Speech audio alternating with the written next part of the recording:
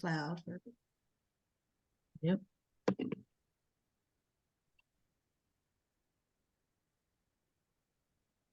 All right, 6 on the dot.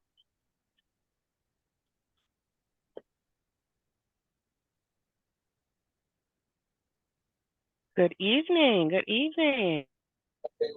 So nice to see everyone. I see a lot of familiar faces. Thank you so much for being with us this evening.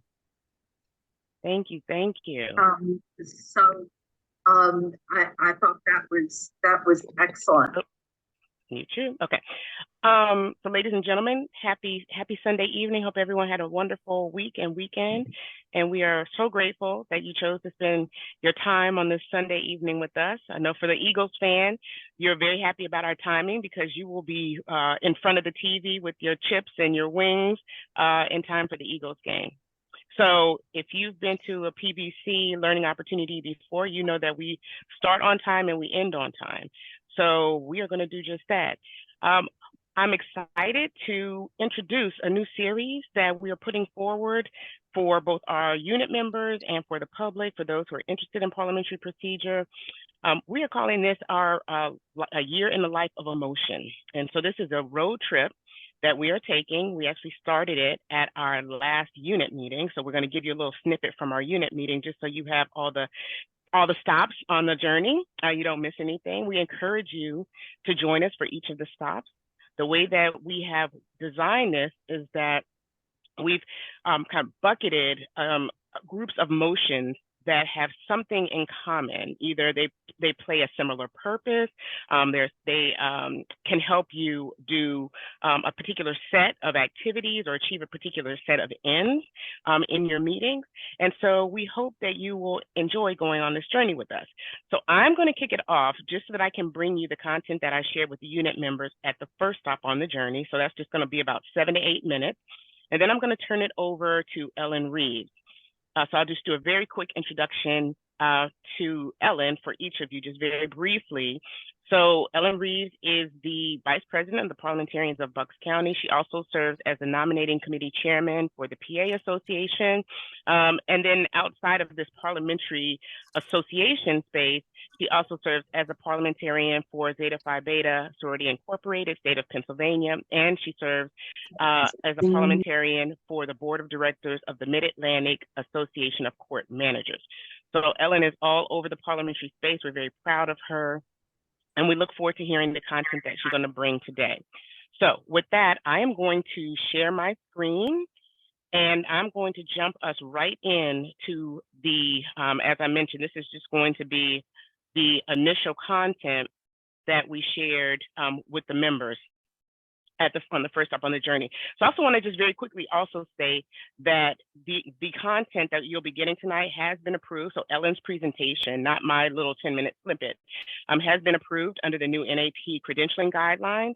So what we are going to need you to do, if you are a credentialed member of NAP, we're going to make sure that you put your name as they have it, your credential, RP or PRP, and if you have it, your NAP membership ID number. Now, if you don't have that right now, just send us an email. You can send it to members. You can actually send it to membership for, and Vinny, you're going to have to make sure I get this right, membership for PBC at gmail.com. So Vinny, if you could drop that in the chat so folks know what email address to send their NAP ID number to, because we need all of that information in order for you to be able to get the CEUs under this new process. So, you know, it's in your membership letter that you received from NAP. So any communication you have from them that was to you personally will have that information on it. And so once we have that, then we can issue you your certificate as you would be used to receiving for PBC if you've joined us before. So you see this date is September 27th. That was when the first segment of this went forward. The learning objectives were to be able to explain the purpose of a main motion and demonstrate the 6 steps. So if you know me, you know I love to start with a quick poll question. So what I'm going to ask you to do is drop your response to this in the chat. So which of the following is a main motion? And you can just say A, B, C, or D. I move to extend the time for debate until 2:30 p.m. I move to refer the motion to the fundraising committee for further exploration. I move that we donate $500 to the Boys and Girls Club of Bucks County, or D, none of the above. So I'll leave that up there for about 10 more seconds. Let's see. Mute. Okay. All right. So great. I see the answers coming in. I see answers coming in. Wonderful, wonderful, wonderful. This is good. So let's keep moving. So the real question that I'm asking you to consider is, what is a main motion? And so a motion, and for those of you, this is kind of just context, depending on the answer you put in the chat. A motion is a formal proposal that the assembly take a certain action in a meeting. The main motion is a specific type of motion, right? So any motion is asking that the assembly take action, but a main motion is one that introduces business before the assembly. So that is the distinction. And as you know, I always include the citation from Roberts. So if you answered item C, then you were correct. That is the main motion. It's the one that introduces new business. The first two are not introducing new business. Okay, and again, I'm going quickly because the focus of tonight is really Ellen's content. And so we'd like to always make sure that folks understand the standard descriptive characteristics of a motion. And so main motion may not interrupt, meaning that you must seek recognition from the chair. It does require a second, is both debatable and amendable. You only need a majority vote to adopt, and it may be reconsidered.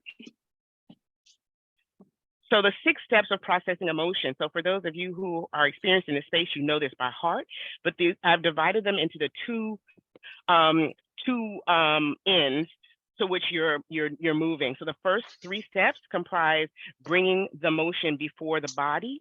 The second set of 3 steps is the body's consideration, or the assembly's consideration of the motion. And so you see those steps. Again, I'm going quickly, so just to make sure everyone is anchored, we've got 3 steps to bring it before the body and 3 steps to consider it, okay?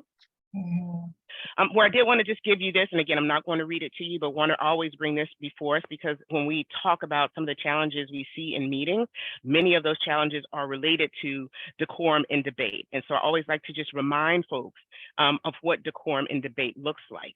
So I know for most of you, this is nothing new. This is just a refresher, but just, take about 10 seconds to just quickly look over this list. And I'd ask you to drop in the chat, which one of these do you see in the meetings you're most often in being, quote unquote, violated? Which of these rules do you most often see not being observed? Just want to get some information from you about what you're seeing in the meetings that you're a part of. So I'll give you about 10 seconds on that slide. Okay, let's keep moving. And so where we come to the end of the consideration of the motion is with the vote. So as we said, the majority vote is the basic requirement for adopting a motion and making the decision on behalf of the assembly. The majority vote is more than half of votes cast by folks who are entitled to vote. And so this is a place where we always say, make sure your bylaws are clear, that it's not just half of the vote, the majority vote of those present, because not everyone present may be voting. And then we want to make sure that we're aware that when you have an action that is restricting the rights of members, or that suspend the rules or modify the rules, there's a larger majority vote required, typically 2/3 vote, to adopt any action that restricts the rights of members or suspends or modifies rules. All right, so I am stopping right here, and I'm going to hand it off to Ellen Reeves to pick it up now that you are anchored in the main motion. Ellen. Thank you so much. Good evening, everyone. Cal, my tech team, if you can start from the beginning, that'd be great.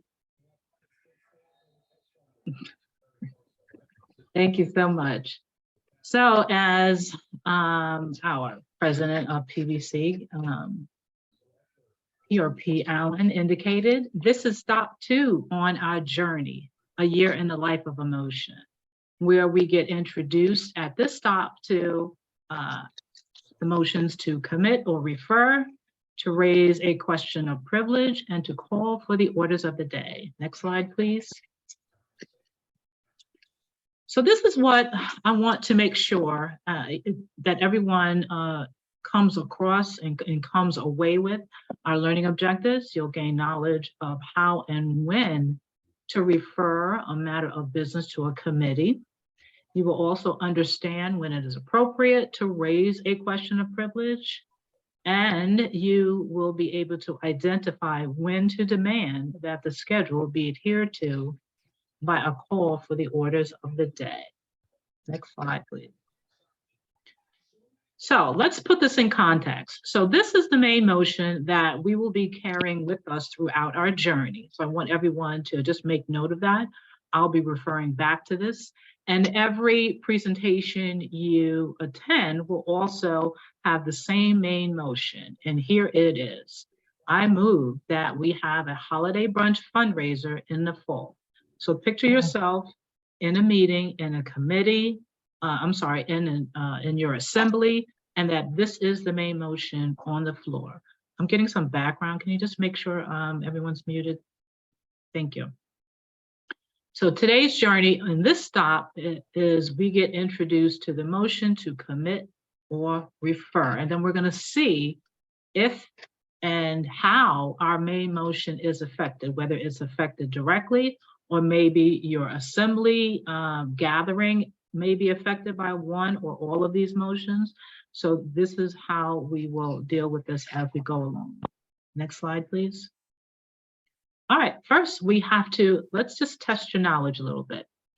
So true or false, a motion to commit or refer is limited to the main motion being sent to a standing committee of the organization. If you would put that in the chat, whether that's true or false. Just take a guess. I see a lot of trues. I think I saw one false so far. Yeah. All right, next slide. It's false. And let me tell you why it's false. Because not only can this motion, when you refer it, be considered by a standing committee, it can be considered by a special committee, it can be considered by what's called a committee of the whole, a quasi-committee of the whole, or it can be considered informally by the body. So these are different variations of this motion and quote unquote committees that you can send the motion to. And I also include my RONR site so that you can take note of that if you want to look this up and get a little bit more information. So let's dig a little bit deeper into this motion and see a little, how it affects what we have going on. So first of all, this is a subsidiary motion. So that means that this motion to commit or refer helps us dispose of the main motion. That's the basic definition of what a subsidiary motion does. So this one is used to send a pending question to a small group of selected persons so that the subject can be carefully investigated, or it can be put into a different context for the assembly to consider. Now, what also can happen in the motion is you give this committee instructions, right? You can give them very specific information in your motion in the form of instructions, such as the name of the committee. Like I said, special committee, the finance committee, the membership committee, right? You can name the committee specifically. You can name how many members, if this is a brand new committee, how many members will make up the committee, how the committee members are selected, and whatever instructions that you include with your motion, it's binding on the committee. Members can offer amendments to your instructions, or the presiding officer can just put the motion through without the instructions. So the second thing I want to have you consider about this motion is, we talked about this already, the three variations of the motion: to go into a committee of the whole, to go into a quasi-committee of the whole, or to consider informally. So instead of saying standing committee, you can also you have the option of using one of these other variations of the motion. And the reason why you would do that, and we're going to dig very deep into them, is so that your assembly can have the freedom of debate without the limitations. So let's take a look. Next slide, please. We're going to look a little bit closer at the characteristics. Yep, right there. I'm sorry, if you hear a noise, I apologize. It's a fan sitting next to me. But so this motion takes precedence over the main motion. And when I say takes precedence, that means it has to be decided before the main motion gets decided, right? It yields to higher ranking subsidiary motions. That means, when I say yields, that means if there is a higher ranking motion that is put on the floor, it has to be heard before this particular motion. So we wanted to just break down all of the specific characteristics of this particular motion. And we're going to do that for all of the motions that's along this journey. The second thing is it can be applied to main motion, just like we are, when I say applied, meaning it can be heard in conjunction with the main motion and any amendments that come forth as well, and debatable appeals. But it cannot be postponed indefinitely, because if you think about it, if you're referring it to a committee, why would you want to postpone it indefinitely? That kind of defeats the purpose. You're sending it to the committee so that they can consider it a little bit closely, they can get more information. So if you postpone it indefinitely, you're actually killing the motion. So just want to make sure people understand why to postpone indefinitely is not allowed for this motion. This motion cannot interrupt someone who has the floor. That means the person has to seek recognition from the chair. This motion requires a second. This motion is debatable. It's amendable. It requires a majority vote. And the affirmative vote can be reconsidered. Next slide, please. So let's look at those variations a little bit closely. The first one being committee of the whole. Again, the reason why you would want to use one of these formats is that so the members can speak on the main motion without any limits, right? And they can offer amendments, and you won't be counted against the members, you know, when you want to speak later in debate. So it just gives them a little bit more freedom. That's why you might want to consider one of these committees. The first one, committee of the whole, is better for a large assembly, such as a convention or, you know, a very large assembly. The chairman, the presiding officer, has to step down, right?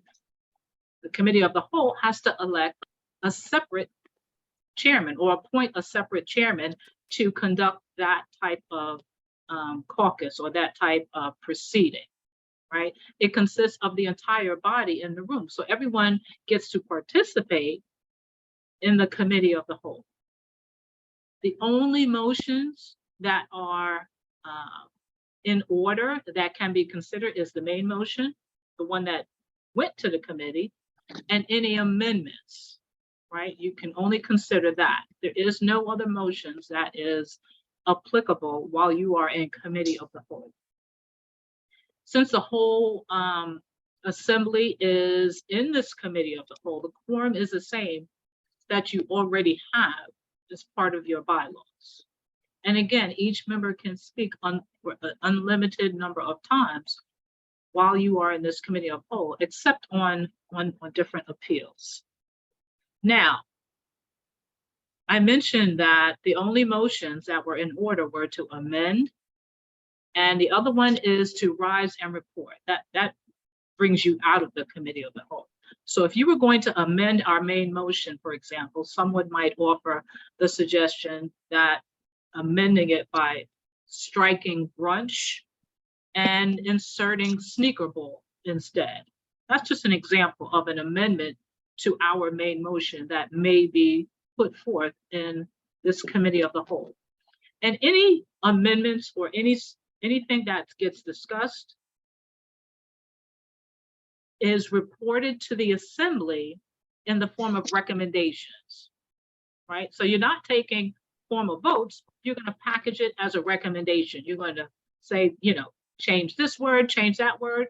And then when the committee of the whole is finished taking all of these amendments, they rise and they report back out.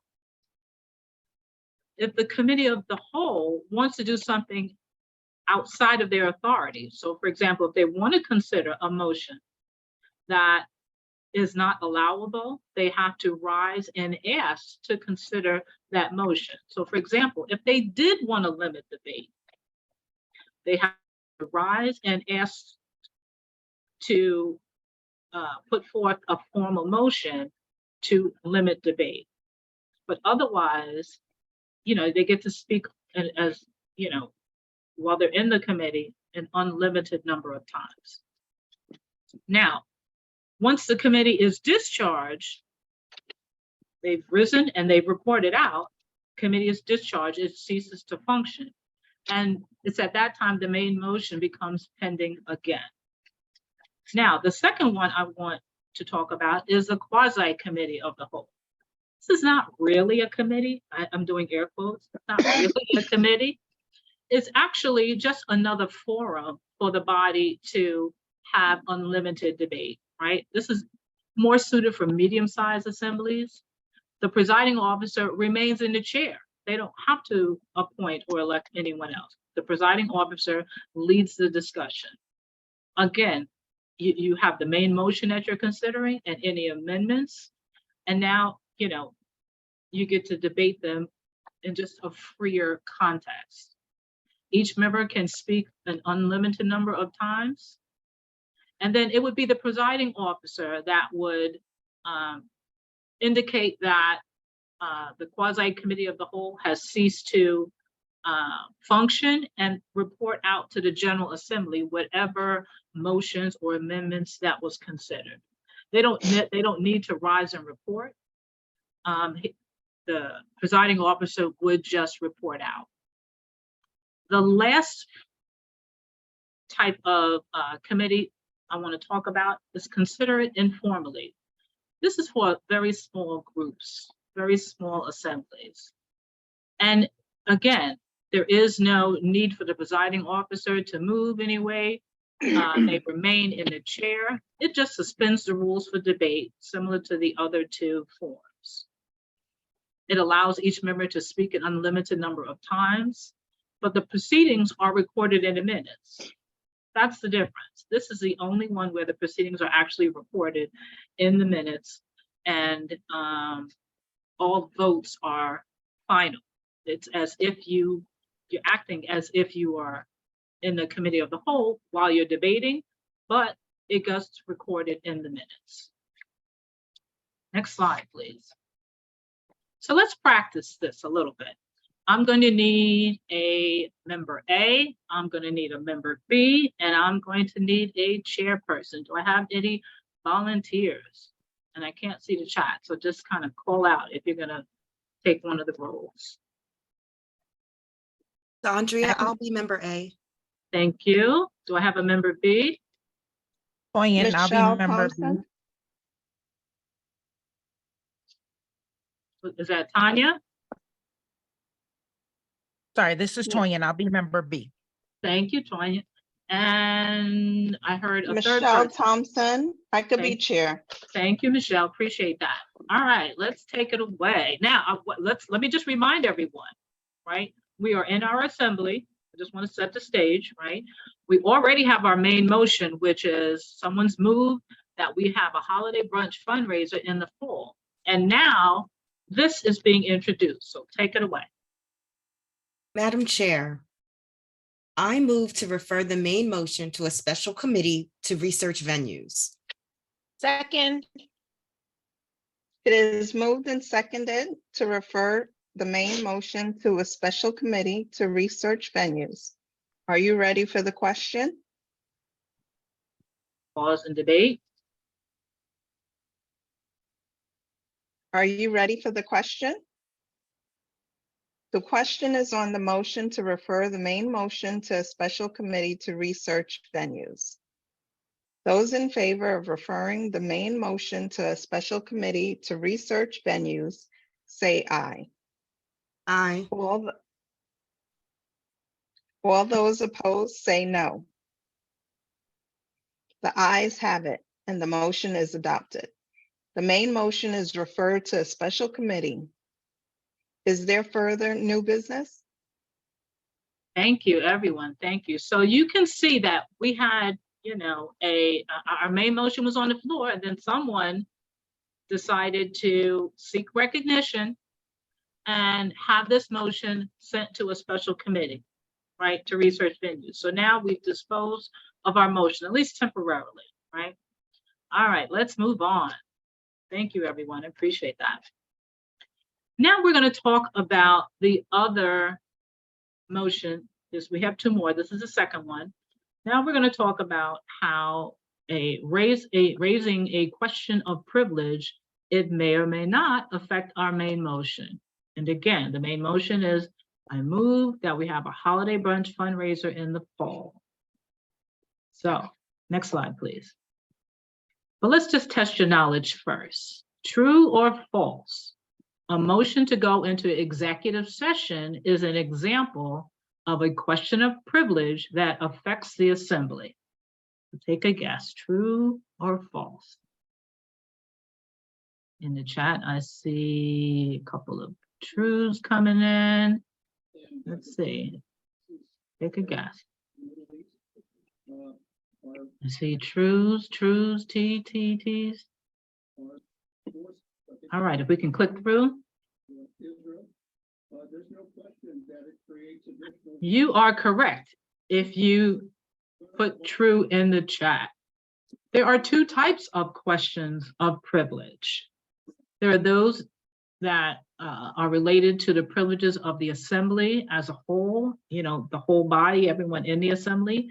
And there's also questions of personal privilege. And you'll see, again, if you want to take a look in Robert's rules, I've given you the citation. Now, I'm sure some of you who may be in our Divine Nine organizations or others, you might hear someone say, you know, I rise to a point of personal privilege. Well, it really is a thing, believe it or not, but let's just hope that that it's used correctly.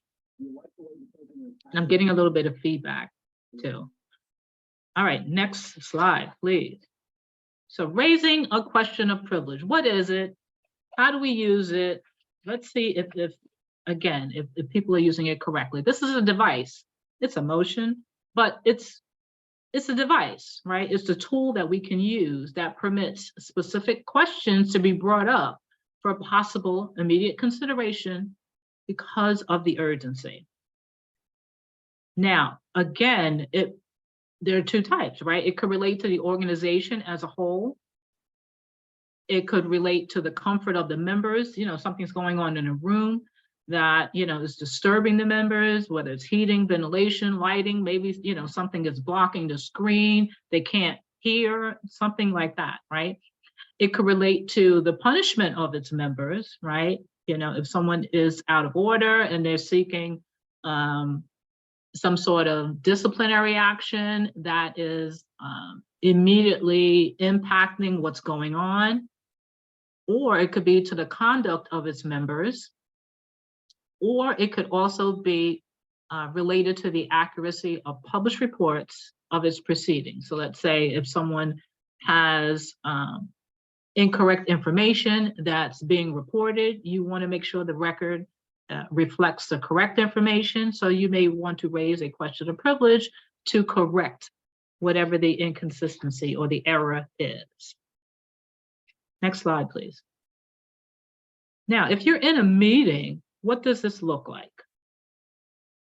You might want to be aware if a member rises and addresses the chair for recognition, the chair would immediately direct the member to state his or her question of privilege, because the chair has to figure out, number one, why is this person interrupting the speaker or interrupting the assembly, right? And number two, the chair has to determine whether the request is indeed urgent and whether it really is a question of privilege. So the chair has to make that determination. Is it urgent? If it is it really a question of privilege? And the chair will rule on that immediately. And it can be, anyone can appeal a ruling of the chair, but that has to happen right there in the context while you're in the situation right then and where. The chair can't wait, till everyone is done. The chair has to rule on it immediately. Next slide, please. So let's look at this device specifically in terms of its characteristics, right? Again, it takes precedence over all. The appeal has to be seconded, absolutely, thank you. And you would process the appeal like you normally would, so that doesn't change. This question of privilege takes precedence over all of the other motions except those that rank higher, right? It cannot be applied. It's almost like it's very unique, right? It kind of stands alone. It cannot be applied to any other motion. No subsidiary motion can be applied to it. It can interrupt, right? We talked about it's very urgent. It can definitely interrupt. It does not require a second unless it's put in the form of a motion. So for example, if the person says,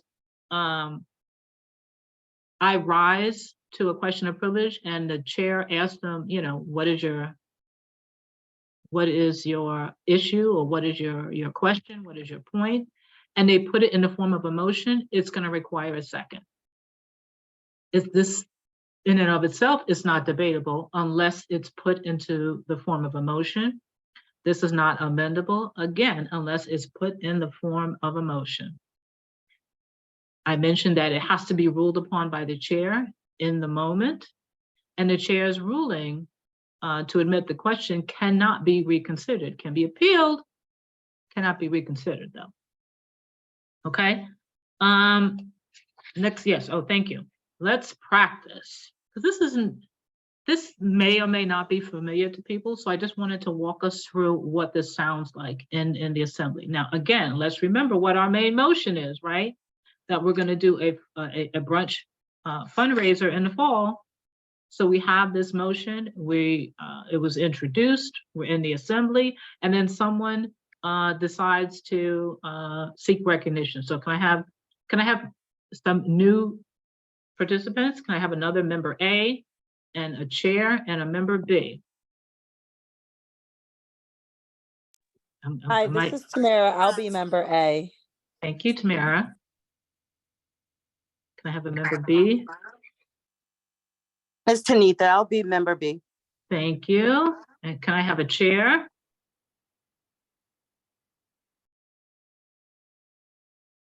I'm a volunteer, somebody. I'll do it, Ellen. Oh, we got one perfect. Sherelle, was that Sherelle? Yeah. Yes. Wonderful. Thank you, Sherelle. Okay, take it away, member A. All right. Madam Chair, I rise to a question of privilege affecting the assembly. Member A, will you state your question?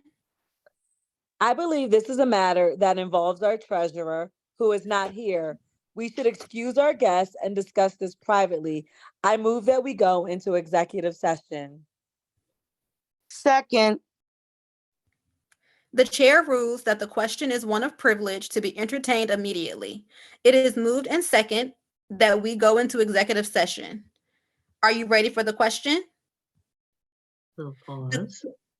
The question is on the adoption of the motion to go into executive session. All those in favor of going into executive session say aye. Aye. All those opposed say no. The ayes have it. Our guests are excused and we will go into executive session. Thank you very much. Thank you to everyone that's participated. Now, what I want us to just make note is that this particular situation may be as a result. There's information that member A has about the treasurer. Let's say the treasurer wasn't there. Treasurer is, I don't know, in disciplinary action or whatever, but there's something that's very sensitive that member A doesn't believe the guests in the room should hear. So that's why, member A brought forth this in the form of a motion, right, to go into executive session because there's something, that needs to be discussed outside the general people that are there. So I thank you for participating. So that's what happened to our main motion. It wasn't affected specifically, but now the assembly, though, has been interrupted by going into executive session. Great question. Does the executive session include the whole assembly minus guests or only those on the executive? Only those? Great question. Thank you, Tamara. Only those in the executive committee. Now, it may be according to what your bylaws say, but generally only those on the executive committee, but you would define that, who your executive committee is, in your bylaws. So it's not the whole assembly. I know we talked about committee of the whole and quasi committee of the whole. No, this executive session is just your core group of elected members. All right, next slide, please. And if you have any questions, please feel free to put them in the chat. If I don't get to it, we'll definitely get to it at the end, but thank you for that question. So the last little motion we want to look at while we're here on stop 2 of our journey. Again, our main motion, I move that we have a holiday brunch fundraiser in the fall. And then we're going to look at call for the orders of the day. Next slide. Now, again, think about this. While the main motion is pending, a member seeks recognition and calls for the orders of the day. Oh, they don't even have to seek recognition because it can interrupt. But I'm ahead of myself. So let's take this quiz. True or false? Upon a call by a single member, the orders of the day must be enforced, except that a vote by unanimous consent can set them aside. True or false? True, true, true. Let's see, a couple of false. So a couple of trues. Couple of trues again, couple of false. All right, let's click through. This is actually false. Now, the orders of the day can be set aside, but not by unanimous consent, okay? Now, you have a couple of ways that the actual orders of the day can be set aside. So if you were to have a 2/3 vote in the negative, if there was a question to proceed to the orders of the day, that's one way to set them aside. If you have a vote of 2/3 in the affirmative on a motion to extend the time for considering the current question, that's another way to set the orders of the day aside. Or you can suspend the rules and take up the desired question, whether it's a different question or whatever. That's a third way to set aside the orders of the day. But again, it cannot be done by unanimous consent. Let's look at this a little bit closely. So when, and I'm sure I can guarantee somebody has called for the orders of the day in a meeting that you've been to, right? You go to a convention or you go to a conference, especially a deliberative assembly, someone's going to call for the orders of the day. And what does it really mean to do that? It's really someone demanding to take up the proper business in order so that you can conform to the agenda, and whatever was supposed to be scheduled at that time will be taken up and considered. It's a tool that's used, again, like a device that is used. Now the chairman may be sensing that it's time for something specific to happen, but there's a heated debate going on, and they may not realize that the time has passed for something to be considered. Now, if they fail to notice that the time, that a special order or something specific on the agenda has arrived, any member has a right to call for the orders of the day. I want everyone to be aware of that, right? Next slide, please. So in a sense, the chairman would put this to the assembly and ask them, will the assembly proceed to the orders of the day? So instead of having someone say, you know, I call for the orders of the day, and the chair immediately take up the action that is supposed to happen, the chair can put it in the form of a motion, right? So the orders of the day have been called for. The question is, will the assembly proceed to the orders of the day? Those in favor, say aye, and the chair would continue to process it as a motion. So again, the chair may feel like, I know something is supposed to happen. The time has come. A member has called that the regular order of business be adhered to, but the chair may sense you might want to finish this discussion. So the chair puts it to the assembly to decide. Next slide, please. So it depends on who the body of this meeting deems necessary. Thank you, President Allen. So calling for the orders of the day takes precedence over all of the motions except other privileged motions.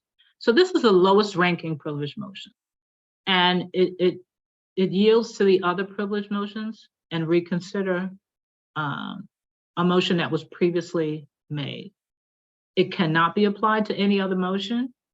Again, it's one of those things that just kind of sets itself apart.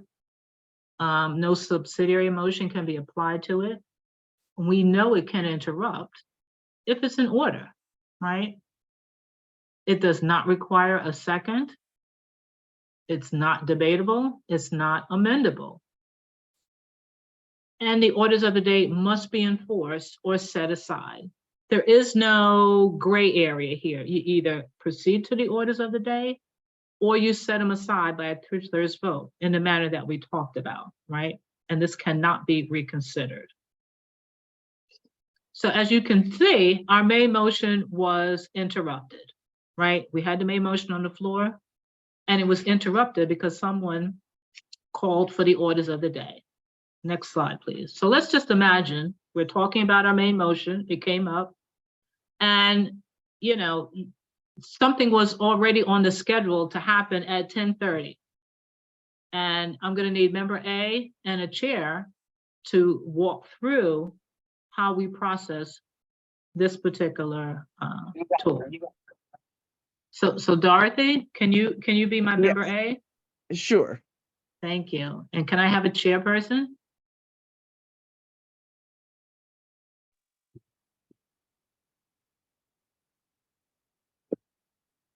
Anyone? VP Reed, I'll do it. If you can't get anybody, I'll step up. I'll be chair. Wonderful. Thank you, Connie. Thank you. All right, let's take it away. Member A. Madam Chair, I call for the orders of the day.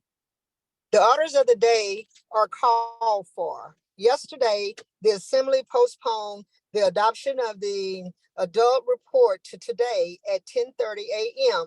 and made it a special order. It is now 10:30 a.m. The question is on the adoption of the audit report. Are you ready for the question?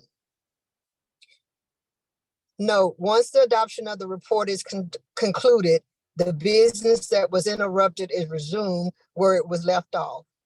When the orders of the day were called, the Assembly was considering the main motion to have a holiday brunch fundraiser in the fall. Member B had the floor. The chair recognized member B.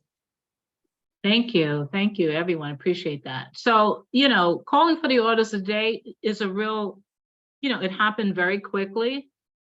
Basically, the member said, I call for the orders of the day. The chairperson recognized that it was in order to do that, indicated that there was something already on the schedule supposed to happen at 10:30. It's 10:30 now, and put the question to the assembly. So, right, so the chair would have followed through with that and just process it as we indicated, right? Now, what I want people to understand that if for some reason the assembly wants to not proceed, they would have to vote accordingly, right? They would have to vote it down in order to set it aside. So, next slide, please.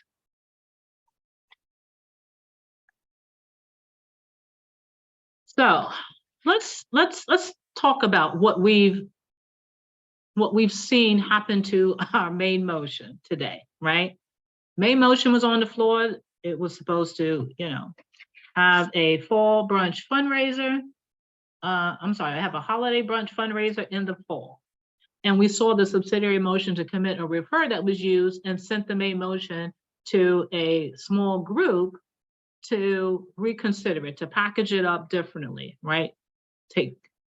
Consider some recommendations, some amendments, and then rise and report and send it back to the assembly for a final vote. There are 3 variations, and we talked about the benefits of the committee of the whole, quasi committee of the whole, and consider informally, so that a free and flowing debate can happen amongst the whole assembly. So the second thing, I wanted to just review what we saw today, is someone raised a question of privilege. Hold on, I just want to check my time. Yeah, we're good. Okay, so someone raised a question of privilege, right? Something was going on, right? Something, it could have been in the room, but in our scenario that we practiced today, they wanted to go into executive session because it was something that had to do with the treasurer. But this device permits a specific issue for immediate consideration based on the urgency, right? Whether it's the comfort of the members, could have something to do with the conduct, the accuracy of the record. And the last thing that we saw was how calling for the orders of the day can absolutely interrupt our main motion, right? It demands that whatever was on the schedule to come up at the time be heard and that the agenda be adhered to. And as soon as that business is concluded, we would have gone back to our main motion. It would have been pending once again. All right, next slide. So let's just make sure we want to do well on our final quiz. There's only 3 of them. And I just asked true or false. And then we'll open the floor up for some questions.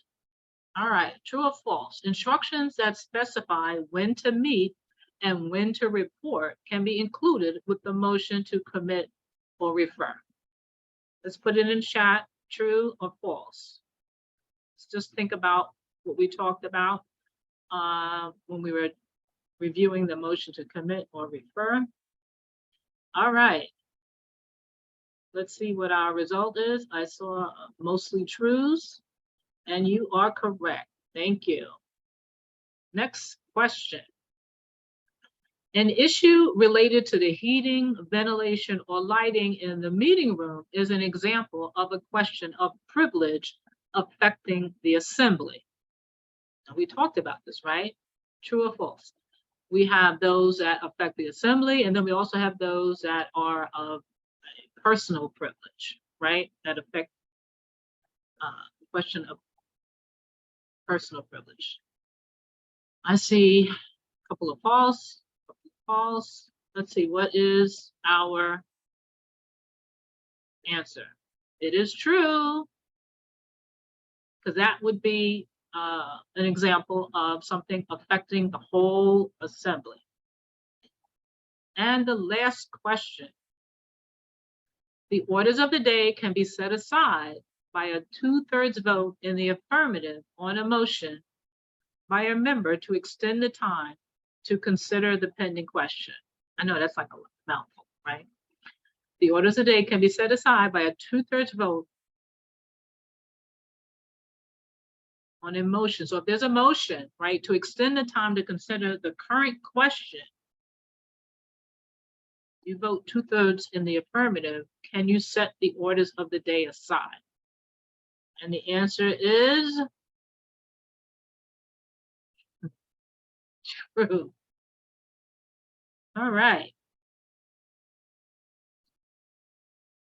I think we have seen how, a motion can take twists and turns depending on what's going on in the assembly, right? We've gained knowledge of how and when to refer a matter to a committee for review. We've learned how to understand when it's appropriate to raise a question of privilege. And we've also learned when to identify how to demand the schedule be adhered to when you recognize that whatever was on the schedule, special order, general order has come up and the time has passed.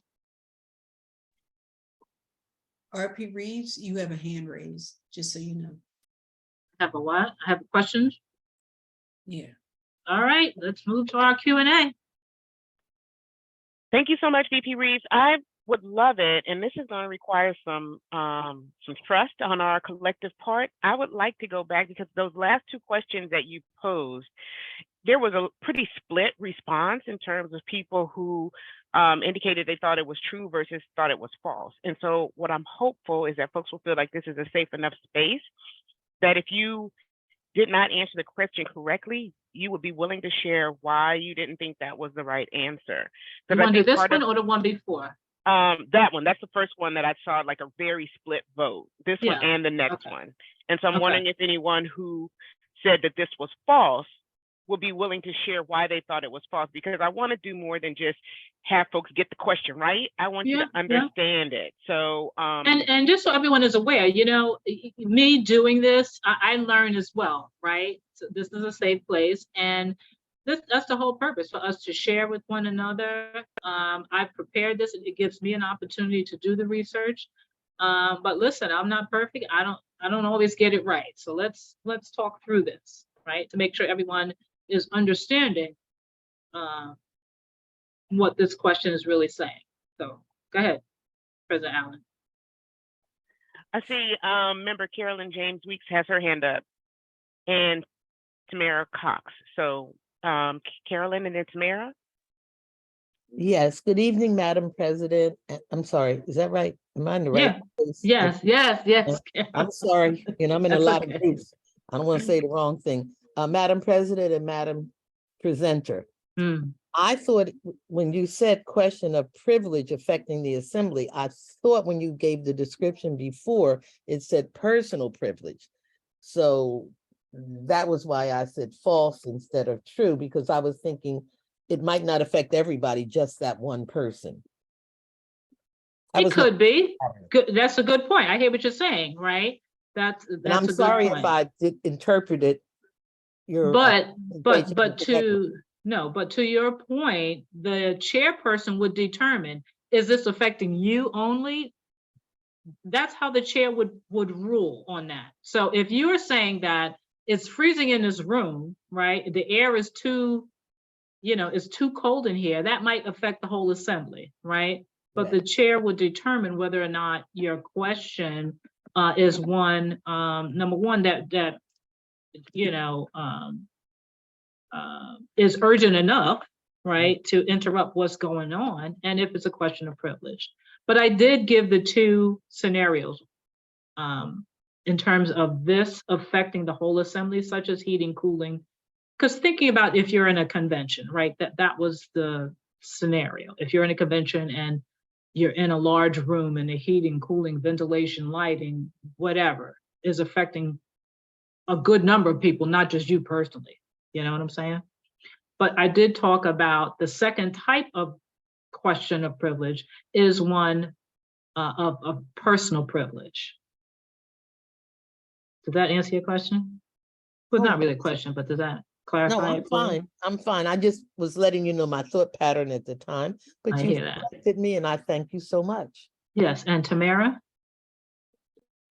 That was the same thought process I had as well too. I was thinking of it being personal as opposed to affecting the whole body. So I was thinking of it in the same exact way why I answered false. Thank you. Are there any other hands up? I can't really see. No. All right, and then is there another question you want to go to? This one? Yes, that one. Again, that was the one where there was a pretty split between the trues and the false. And Okay, all right. So if you have someone call for the orders of the day and the presiding officer, right, indicates orders of the day have been called and someone puts it in the form of a motion to extend the time to consider the question on the floor that they're talking about, right? Instead of taking the orders of the day and making that pending, right? So you guys are in the middle of the main motion talking, whatever it is, right? And someone called for the orders of the day. That means something else was on the schedule that's supposed to happen right there at that time. And if there's a motion to extend the time to continue talking about the one that's on the floor, if you vote that up, that's how you set aside the orders of the day. If you vote this particular motion up. Does that make sense? Or am I confusing everybody? Be brave. We want to make sure you learn. Okay, Lorna gave you a thumbs up. Thank you, Lorna. Just want to make sure everybody's clear on these concepts. Thank you, VP Reeves, for going back over that. I appreciate that. Okay. Well, let's just open it up for any other questions, right? We've gone through our learning objectives. So are there any other questions about anything that we've gone over tonight? You can click through to the last slide, Cal. You have a question, Ellen? Yes. I can't see it, but yes. Jennifer Bridgewater. Good evening, Miss Ellen. I have a question regarding call for the orders of the day. Yeah. And you said that it had to be set aside by 2/3 vote, but not unanimous consent. I thought unanimous consent could be used in the place of 2/3 vote if it wasn't something like controversial or whatever.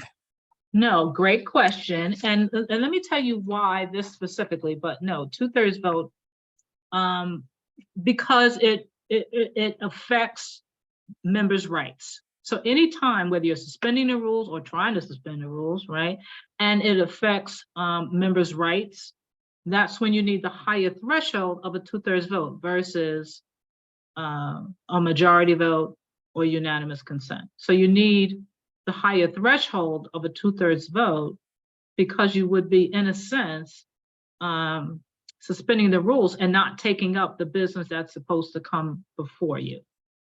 Does that answer your question? Or is your question specifically about 2/3 vote versus? No, it was specifically about the 2/3 vote versus unanimous consent. Well, I mean, all right, so let's talk about it, right? And I'll listen, we've got plenty of higher credentialed people, me on the floor that want to chime in, but I hear what your question now is. I'm getting it. 2/3 vote versus so you would process a motion with unanimous consent when you sense there's no opposition, right? Or very little opposition, right? But a 2/3 vote again is required in specific scenarios when there's more at stake. Such I said, when members' rights are affected, you want the higher threshold, which demonstrates that there's probably, you know, more in favor of it versus against it. But it's not, you know, you can't interchange them. It's, you know, especially if you're talking about motions and voting, what's in your bylaws, you want to make sure that things that are very difficult to change have the higher threshold voting requirement than unanimous consent. That's like one of the lowest ones. But like, again, when you sense, oh, thank you, Mr. Brown, unanimous consent is the higher threshold, but calling for a 2/3 vote is good. So if you, oh, please, Daniel Brown, please come off mute and talk to us a little bit about that. Yeah, I think I want to split the difference, like what you were saying. I mean, technically, unanimous consent is a higher threshold, it's 100%. But you do want to use it when there's no real conflict. So announcing that this, if you announce something that says, hey, we're restricting rates, so we're gonna have a 2/3 vote, so everybody understands the gravity. And that's actually a lower threshold, but it makes it more serious as opposed to, hey, or, without a objection, we'll just do this because we know everybody agrees. So it's kind of in the middle, but it is the higher threshold, but calling it 2/3 vote lets everybody know that it's more serious and kind of focuses everybody on that matter. That's my opinion. Well, thank you for that, sir. It's the truth. Appreciate that.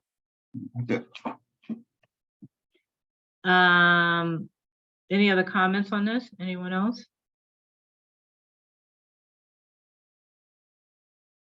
Any other questions? Can't see in the chat, but. No, I don't see anything else, and we are at the top of the hour. So if you don't mind, Madam Vice President, I would like to close us out for the evening. Thank you. So thank you everyone for being with us this evening. As always, there is an evaluation. We love your feedback. I would ask Vinny to drop the link to the evaluation in the chat for me. As we said, this is the second stop. We're looking forward to seeing you in 2 months when we will be at the 4th stop. And again, we'll have an intro with stop 3, which is one that takes place at our unit meeting. So please give us feedback. Let us know what you think about this theme or if you think about this approach. And if there are any questions around the specific content that we didn't have a chance to get to while we were meeting, please feel free to drop that in the evaluation too. I believe we have an open space at the end. And lastly, I just want to say to everyone, please get ready to pay your dues so that you can have your membership continue in 2024. Thank you so much for being with us tonight. We look forward to seeing you soon. And if you're having learning opportunities or workshops, please don't hesitate to invite us because we'd love to come and support you as well. So have a great week, everybody, and please take care. Thank you, everyone. Good night. Good night. Yeah, Good night, you can stop the recording. Yeah. Great presentation. Thank you. Thank you.